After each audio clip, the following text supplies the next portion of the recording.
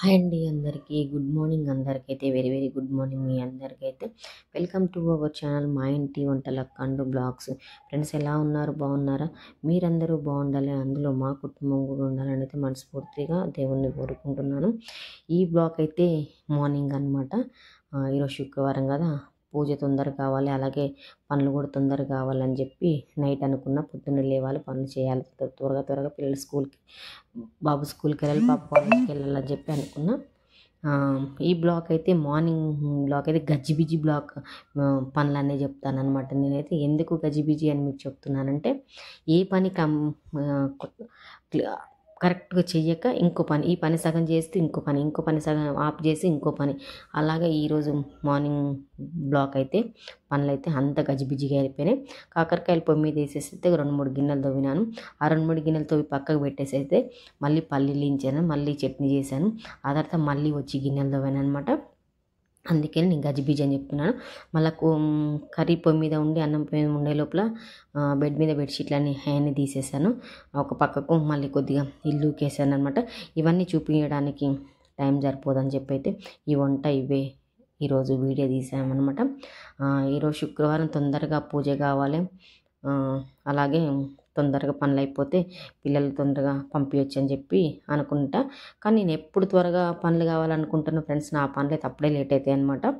6:30కి లేసాను, చాలా లేట్గా లేసాను. అందుకని గజిబిజి పనులు అని చెప్పి చెప్తున్నాను అనమాట. అడవుల్లో సగం సగం పనులు చేసుకుంటూ అలా చేశాను అనమాట. ఎందుకు ఇలా చేశానంటే, నిన్నటి నుంచి నా మైండ్లో ఒకటి తిరుగుతుందనమాట. ఏంటి అనేది అయితే, ఆడది లేనిదే సృష్టికర్త లేదు అని చెప్పి పాటలు ఉన్నాయి. అలాగే సృష్టి కూడా లేదనమాట. అమ్మాయినా పెళ్ళమైనా కూతురైనా ఆడది లేనిదే సృష్టికర్త లేదు అని చెప్పి అనేది ఒకటి ఉన్నది కదా. భర్త భార్యని అర్థం చేసుకోడు, పిల్లలు తల్లిని అర్థం చేసుకోరు, అత్తమామలు కోడల్ని అర్థం చేసుకోరు, అన్ని విధాలుగా ఆడదాన్ని అర్థం చేసుకోరు. అంటే నేను అందరు అర్థం చేసుకోరని అయితే నేనైతే అనను.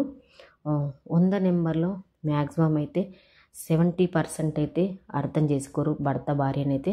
ఒక 30% మాత్రం మగవాళ్ళు భార్యని అర్థం చేసుకుంటారనమాట.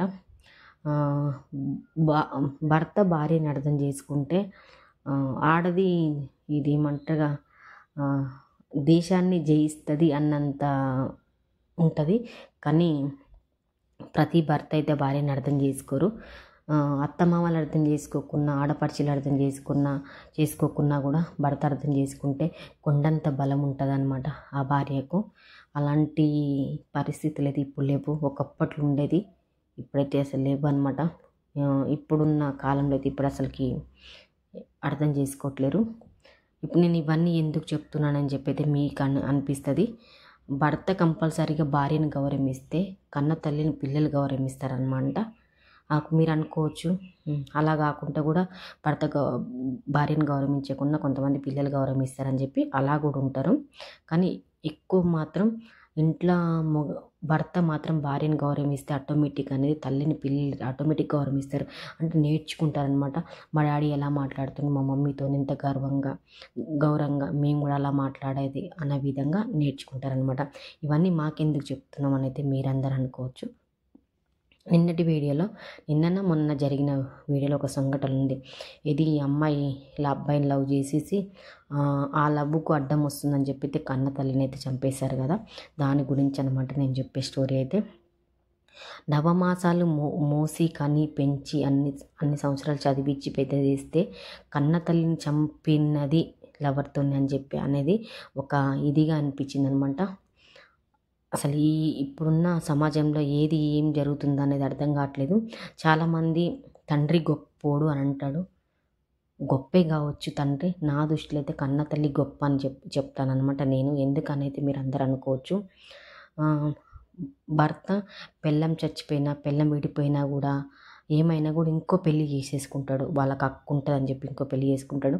కానీ కన్న తల్లి మాత్రం పెళ్ళి చేసుకోదు. ఎందుకు అనంటే, నా పిల్లలు ఉన్నారు, నా పిల్లల కోసం నేను బతుకుతానని చెప్పి అయితే ఆ తల్లి పెళ్ళి చేసుకోకుండా ఆ పిల్లల్ని చదువుకుంటూ ఉంటుంది అనమాట. మీకు అర్థమైతే కామెంట్ పెట్టండి. తండ్రి గొప్ప కావచ్చు, కానీ తల్లి అంతకన్నా ఎక్కువ గొప్పదని చెప్పి నేనైతే అంటున్నాను అనమాట.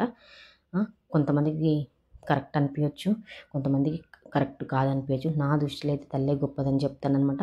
మొగోడు వాడి స్వార్థం వాడు చూసుకుంటాడండి, కానీ ఆడది చూసుకోదనమాట. ఈ రోజుల్లో చూసుకుంటుండ్రేమో ఆడోళ్ళు వాళ్ళ స్వార్థం వాళ్ళే, కానీ నాకు తెలిసినంత వరకు అయితే ఆడోళ్ళు అయితే ఎక్కువ స్వార్థం చూసుకోరు, పిల్లల గురించి ఆలోచిస్తారు.